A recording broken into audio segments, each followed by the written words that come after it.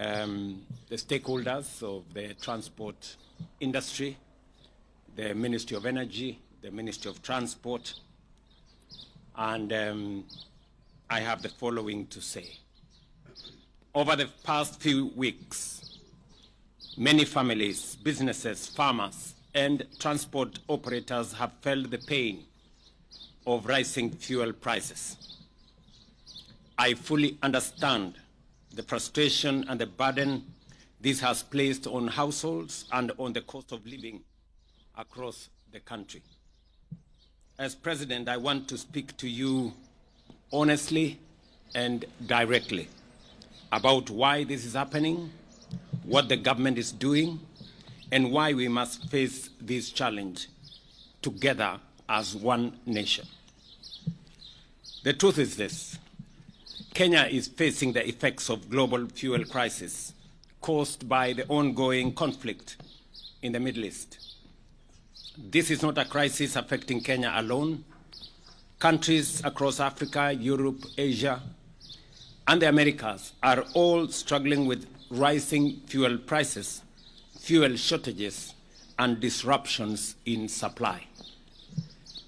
Since the conflict involving Iran escalated on the 28th of February 2026, the Strait of Hormuz, one of the world's most important oil supply routes, through which nearly 1/5 or 20% of global oil passes every day, has experienced major disruption.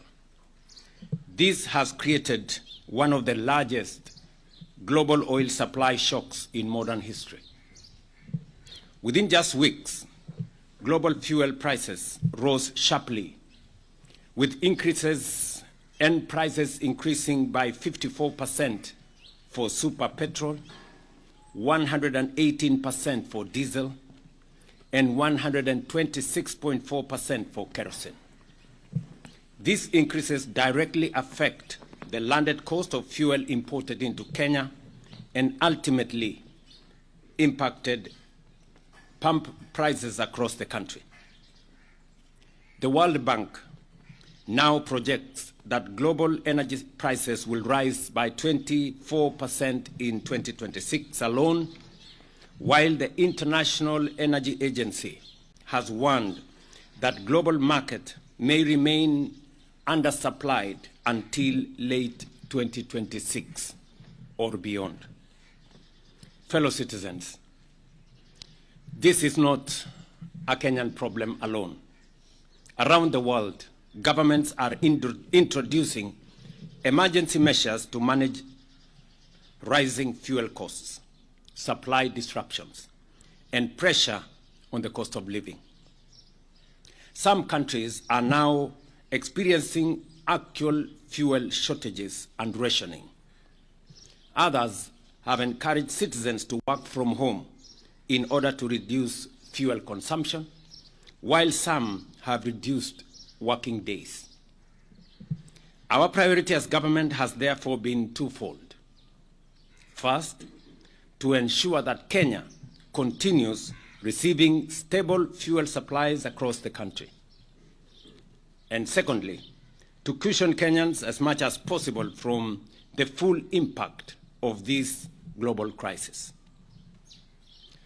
Kenya imports all its fuel from the Gulf region. Therefore, when global oil prices rise, the impact inevitably reaches us here at home. The current fuel prices reflect the global reality. We recognize that these increases are painful and carry serious consequences for transport costs, food production, business operations, and the overall cost of living. I know that for many Kenyans, rising fuel prices are not just numbers at the pump. They reflect everyday life. They mean higher matatu fares, a farmer paying more for transport of their produce to the market, a border rider worried about their daily earnings, a parent struggling to stretch their family budget, and a business fighting to remain afloat while protecting jobs. The government of Kenya has not stood by. We have undertaken several consequential interventions. First, through forward planning, using the Petroleum Development Levy and Fund, we have built strategic financial reserves to help stabilize the market during times such as this, without disrupting the broader economy as has happened in the past. To cushion consumers from the sharp rise in global oil prices, the government has used the Petroleum Development Fund to stabilize fuel prices. In the last two pricing cycles alone, that is April, May, and May-June 2026, the government has utilized 13.7 billion to cushion consumers. Secondly, working with Parliament, we have reduced VAT on petroleum products from 16% to 8%, foregoing Kenya shillings 14.4 billion in tax revenue in order to reduce pressure on Kenyan families and businesses. In the April-May 2026 pricing cycle, the government utilized Kenya shilling 6 billion in fuel stabilization and also forwent 6.41 billion in VAT revenue. In total, the government spent 12.45 billion on stabilizing during that cycle. That is April-May. We have spent a total of 12.45 billion to stabilize fuel prices. Because of this intervention, super petrol prices were reduced by 19 shillings and 67 cents, diesel reduced by Kenya shillings 40.25 per litre, and kerosene was reduced by Kenya shillings 115 per litre. Similarly, during the May-June 2026 pricing cycle, the government utilized another 7.7 billion for stabilization and forwent 8 billion shillings in VAT revenue. In total, during the current cycle, the government has spent 15.72 billion on stabilization for this month of May-June. As a result, super petrol prices were reduced by 15.87 shillings per litre, diesel reduced by 44.89 shillings per litre, and kerosene reduced by 78 shillings per litre. Just for context, without government intervention during this cycle, super petrol would today have retailed at Kenya shillings 230 shillings per litre instead of the 214. Diesel would be retailing at 277.75 shillings per litre instead of the current 232.86 shillings per litre. And kerosene would have retailed at 270 shillings per litre instead of the current 191 shillings per litre. Taken together, across April-May and May-June 2026 pricing cycles, the government has spent a total of 28.19 billion on fuel price support through direct stabilization measures and tax relief interventions. These interventions have protected millions of Kenyans from even more severe economic hardship. I have further directed, after consultations with the leaders present here from the transport sector, and we had many hours of consultations with them yesterday. I have directed that in the pricing cycle, next pricing cycle, we are going to further reduce the price of diesel by a further 10 shillings for the June-July cycle to help stabilize pump prices and provide additional relief to consumers. Thirdly, through the government-to-government fuel supply framework, we have secured guaranteed fuel supplies despite global supply chain disruptions, ensuring uninterrupted fuel supply availability across the country. The arrangement has stabilized fuel pricing compared to the old spot market system, where prices fluctuated sharply every month. Before the G2G arrangement was introduced in 2023, oil importers faced intense pressure to secure US dollars within short timelines, driving rapid depreciation of the Kenya shilling and threatening fuel supply stability. By easing pressure on foreign exchange demand and ensuring predictable supply terms, the framework has protected the economy during the crisis as the one we have now. Without it, the country's situation, I tell you, would be much worse. And I want you people to talk to oil marketers. They will explain to you the kind of situation that was there in 2022 when we had a crisis like the one we have.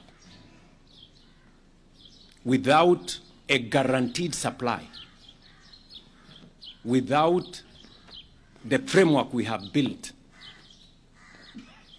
there would be a major crisis of foreign currency, and there would be a major crisis of supply. The G2G arrangement has guaranteed supply, even when we have disruptions, and has also made it possible for us to pay on terms that does not put pressure on our dollar reserves. I know there are those who are trying to turn this global crisis into politics. People seeking to exploit public pain for political gain, making reckless claims and pretending there are easy options. But leadership requires honesty, not political opportunism or playing populist politics. The reality is that no country can completely escape the global oil shock of this magnitude. Even advanced economies with far greater financial resources than Kenya are facing similar challenges. There are those asking government to remove all taxes and levies on fuel immediately. But we must ask ourselves honestly, if we stop collecting these revenues entirely, what public services shall we stop funding? Do we go back to the spectacle of stalled road projects that had become a hallmark across our country? Do we stop the fertilizer subsidy that is enhancing food security? Do we cut the security budget that helps us secure our borders, combat criminal gangs, and protect citizens? Surely, our hospitals and schools must continue to function, and we must continue to fund them. These are not easy decisions. Leadership requires us to make responsible decisions not only for today, but also for the long-term stability of our economy and our country. Because we do not know how long this crisis will continue, or whether prices may even rise further in the months ahead, we must act with care, responsibility, and sustainability in our mind.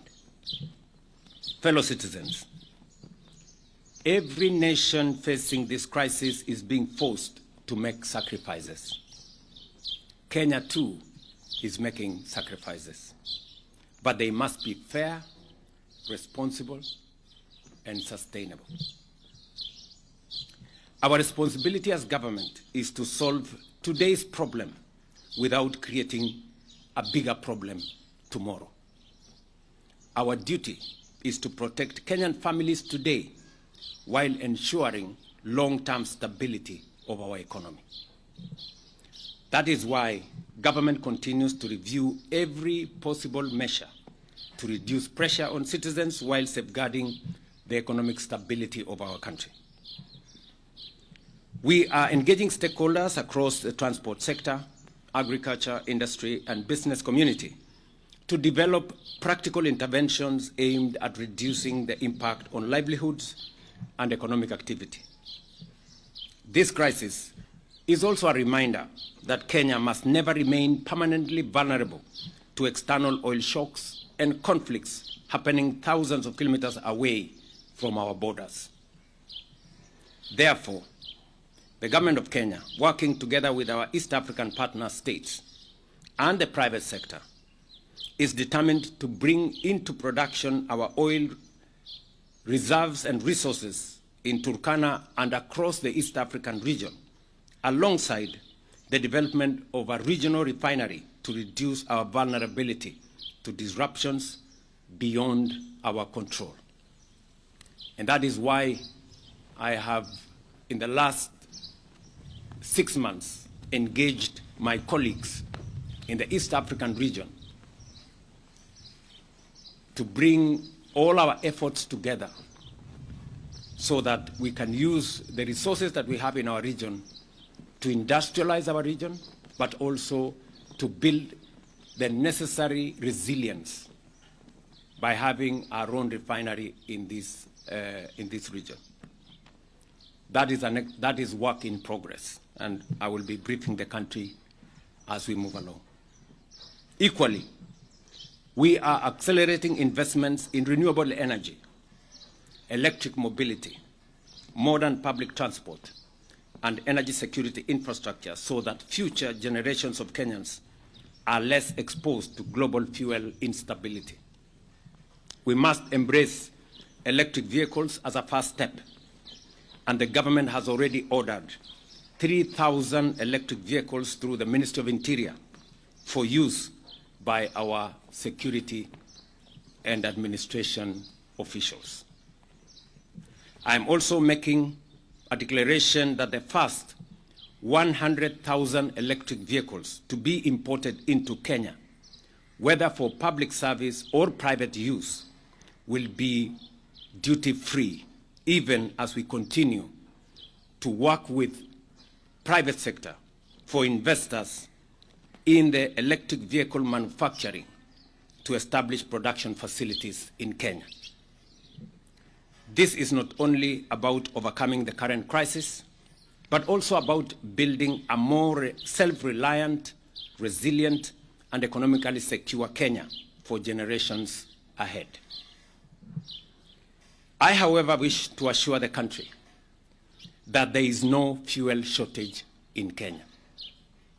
Through the government-to-government framework, under which international oil suppliers are contractually obligated to maintain consistent supply, the government is taking all necessary measures to ensure continued, uninterrupted supply and stability in the market.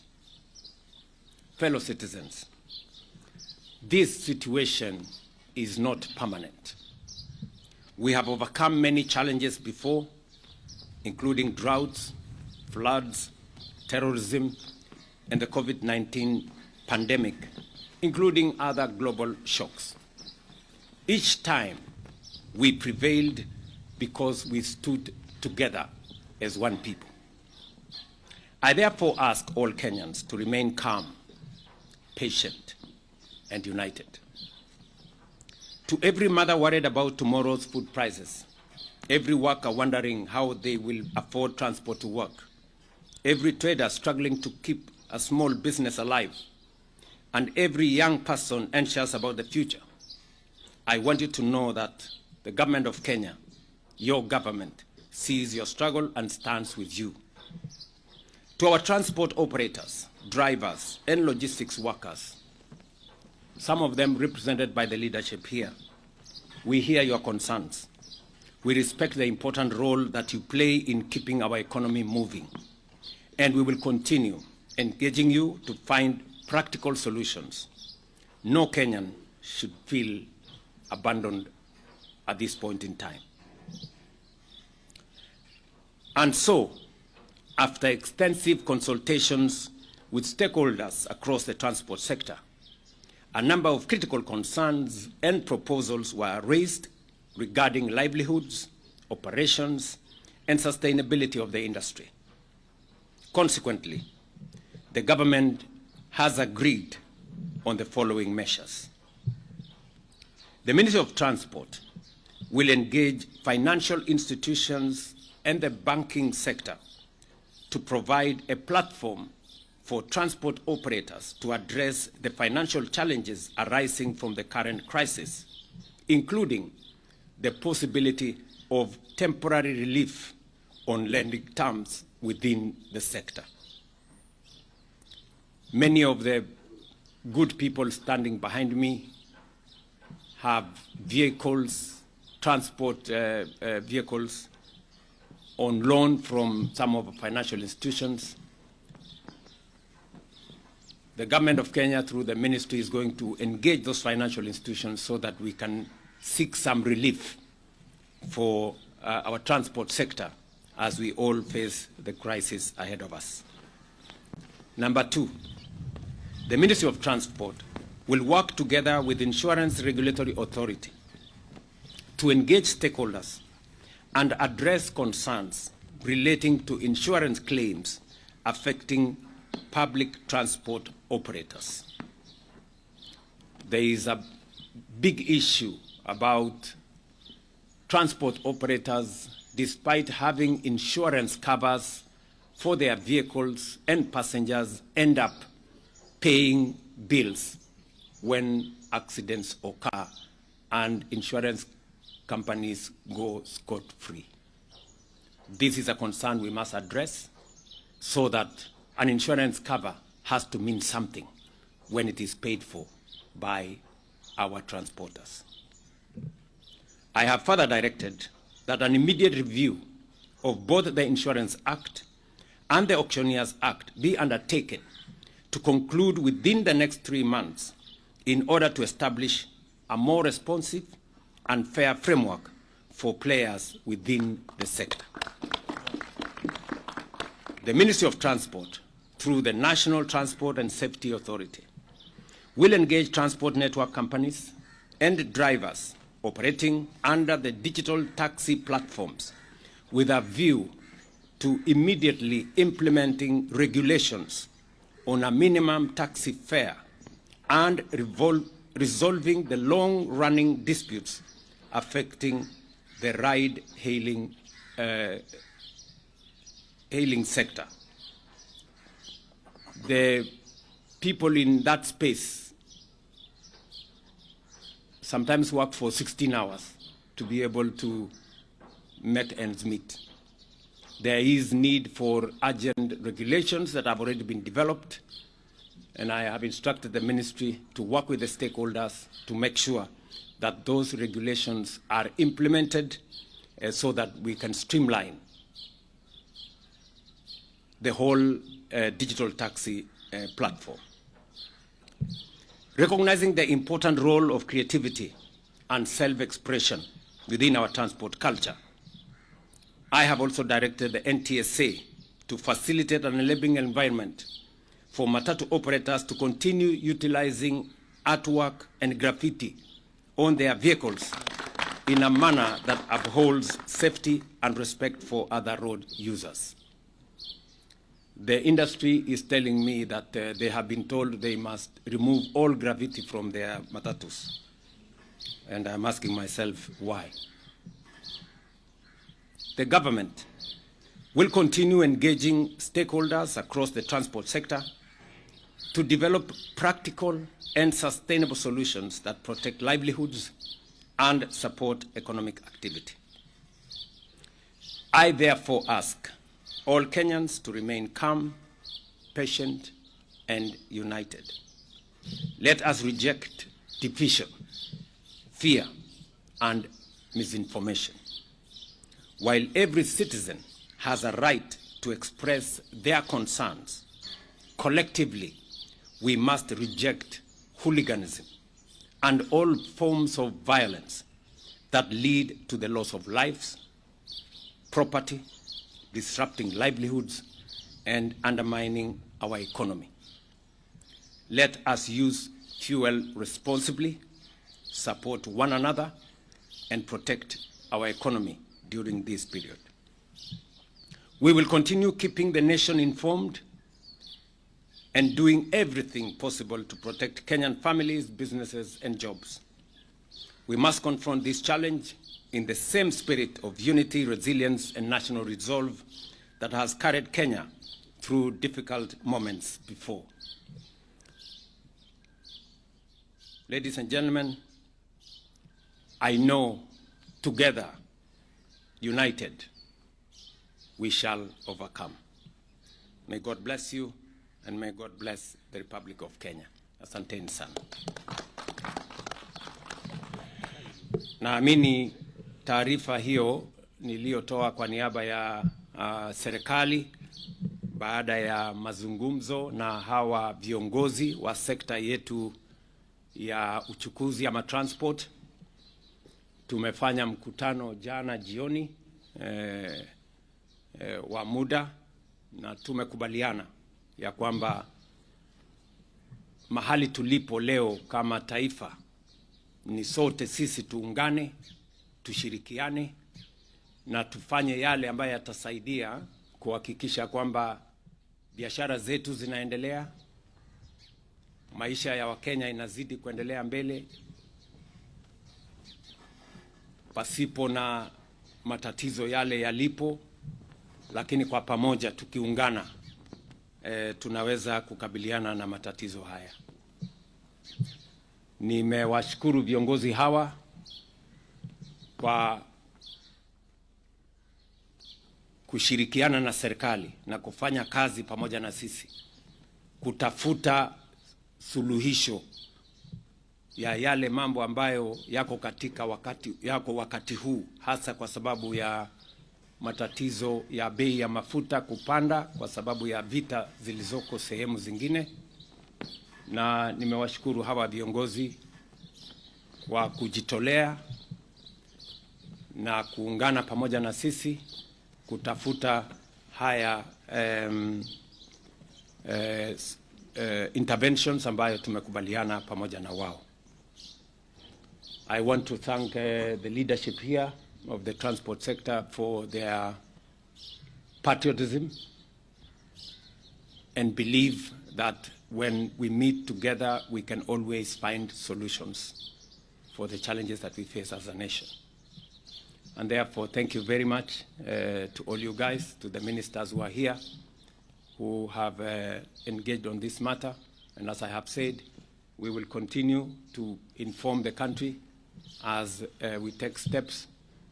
We are also pursuing dialogue and diplomatic means in the international community to try and bring this whole situation to a stop so that we can continue our lives.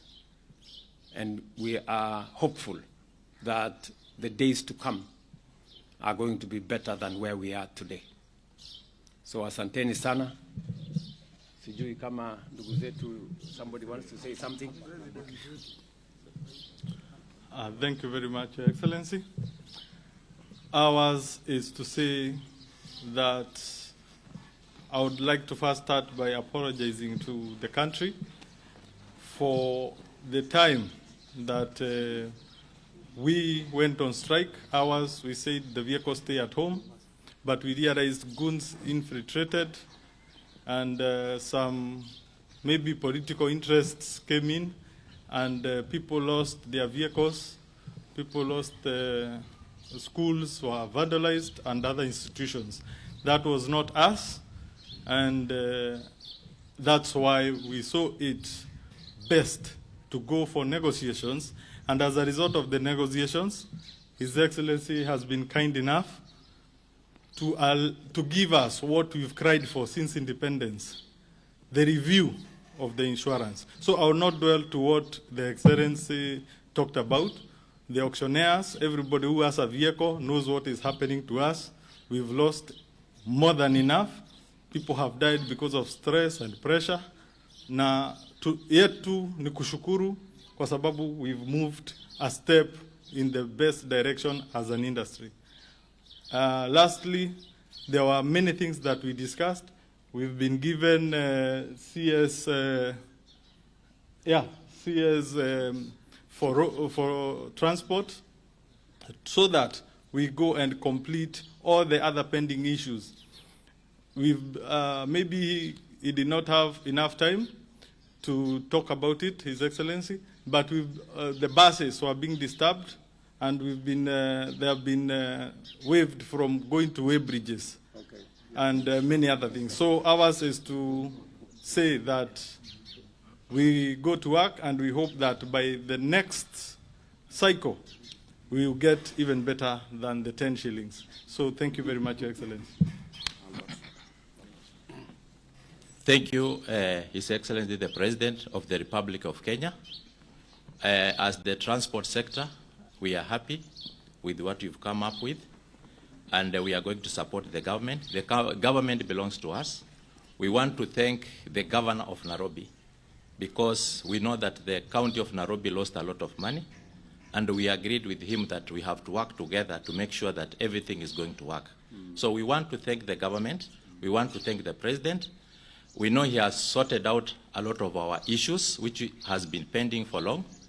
The issue of 14-seater within Nairobi and Mombasa, he has sorted it out. We know very well within Mombasa we do not have new vehicles, we have old vehicles. We know what has been happening. Our people has been taking vehicles from Somali and Tanzania, the old vehicles, to bring them here. They are not paying duty. So we welcome that, His Excellency. We are going to work with your government. We, all of us, we are Kenyans. We want peace in this country, and we want to be united so that we can move forward. When the president talked about Singapore, to me, I've seen it's a reality. So let's put politics aside. Politics will come 2027. Let's build our country. Thank you.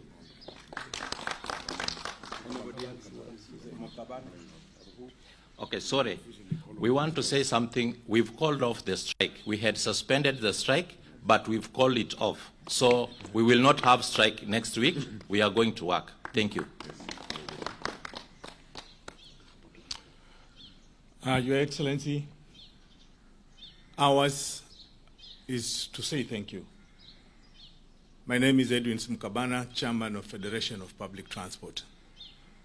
Mine today is very little, is to announce to all our members, especially our investors and drivers and conductors, that after these good deliberations we have had with His Excellency, we are saying that the strike that we had suspended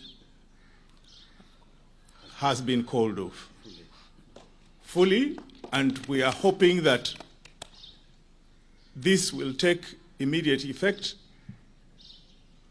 Everybody to return the vehicles on the road, and for the entire country to understand that I think there is an economy here to save, and we are all looking forward to His Excellency to ensure that he drives the agenda of public transport. We have been promised a lot of things, including the electric motor vehicle. Your Excellency, I was on the task force for electric motor vehicle, and we came up with very many resolutions. It is very good that today you have spoken to it. We further would like to thank you very much on your statement on auctioneering and insurance. This is fantastic for us. That is all I would like to say today. For wananchi, please bear with us. I think the economy comes first. Thank you very much. Okay. Thank you. Okay, gentlemen. Asanteni sana. Yeah. So, ile tulikubaliana